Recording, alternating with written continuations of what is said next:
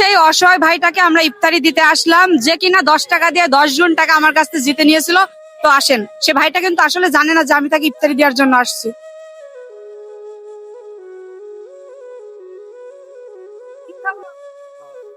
ভালো আছো ভাইয়া?